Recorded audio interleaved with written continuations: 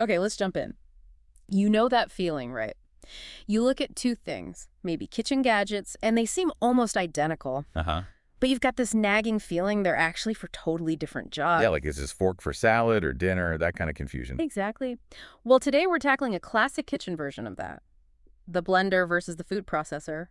It trips a lot of people up. And we're digging into this using a really interesting source. It's actually a blog post. Oh, yeah. Yeah, it's called Notes on Dieting, Part 61, which is quite a title. It's from June 4th, 2025. Port 61, okay. Right. And the author signs off as Aang with these kind of distinct bookends. Dear Interweb, and yours truly, Aang. Ah, okay, I like that. So Aang is writing about blenders and food processors in a dieting context, or just general kitchen thoughts. It seems more like a reflection within that series. Aang is mulling over this exact appliance question. They even mention, like, checking an AI comparison tool first. Oh, okay, so they acknowledge the tech side. Briefly, yeah. They note the AI confirms some overlap in what they can do, but Aang doesn't get bogged down there. Good. Aang cuts right to the chase. Yeah. The real question they're wrestling with, and what we want to help you figure out is, Yeah. should you actually bother getting a food processor if you've already got a blender? Right. That's the core dilemma for so many people. Is it redundant? Exactly. Oh, And Aang's whole take in this post, it boils down to something really practical. okay. Your cooking habits, it's not about which machine has more buttons or blades necessarily. Mm-hmm. It's about what you actually do in the kitchen day to day. Does it fit your workflow? Okay, so how does Aang connect those habits to the actual choice? Where's the dividing line, according to this post? Well, Aang puts it pretty clearly. They basically say, look, if you cook regularly, almost daily, Okay, frequent cooking. and this is key, you make a variety of dishes, then yeah, a food processor becomes undoubtedly helpful Helpful because of the prep time.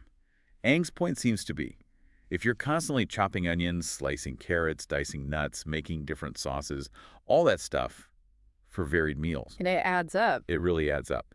And that's where Aang sees the food processor really shining. It speeds up all that diverse ingredient prep significantly. Right. So Aang is suggesting if your routine involves that kind of multi-ingredient, frequent prep for actual meals, not just drinks, Hmm. that's the food processor's sweet spot.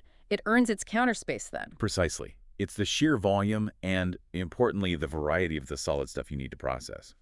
Aang implies that's where you feel the bottleneck manually and where the machine makes a real difference. Okay, that makes sense. So what about the blender then? What's Aang's take on when that's enough? The contrast is pretty sharp in the post. Aang concludes that if your main appliance use, even if it's every day, is mostly just making smoothies, Ah, the classic blender job. exactly, then your blender is probably doing everything you need it to do. You likely don't need to add a food processor based on Aang's logic. So the distinction Aang draws in Notes on Dieting, Part 61, is basically blender for liquids, smooth stuff like your daily smoothie, food processor for tackling a wider range of solids, chopping, slicing, mixing doughs maybe, especially if you do that often for varied cooking. Yeah. Aang is essentially asking you, the listener, to be honest about your kitchen time. Is it mostly liquid blending, or is it more involved, diverse prep work for meals? So pulling it all together from Aang's post, the big takeaway for you listening is this. Deciding on a food processor if you own a blender isn't really about comparing spec sheets. No, not according to Aang. It's about matching the tool to your actual routine. Do you fit Aang's description of someone cooking regularly, almost daily, and making a variety of dishes where faster prep would be a huge win? Or are you mostly in the smoothie camp? It pushes you to, genuinely assess your workflow. Where does the time go when you prep?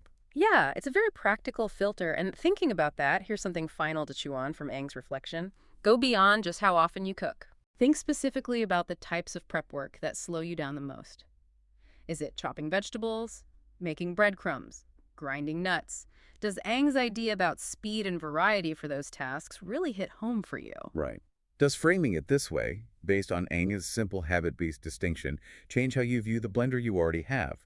Or maybe think about that food processor you've been eyeing. It's about finding the right fit for your specific kitchen bottlenecks.